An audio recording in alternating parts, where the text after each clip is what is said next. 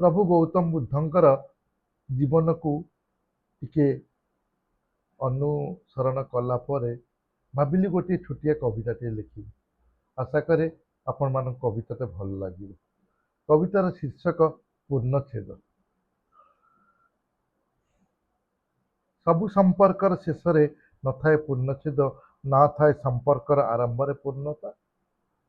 सबु भल पाइबार शेषरे नथाए पूर्णछेद, ना थाए भल पाइबारे निखुद आत्मीयता।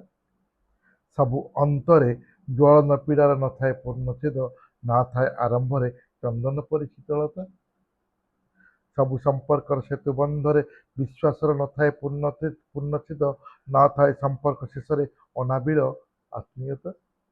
सबु अनर्थर उत्पीड़न नथाए पूर्णछेद, ना थाए सब भल पाइबारे निर्भीकता।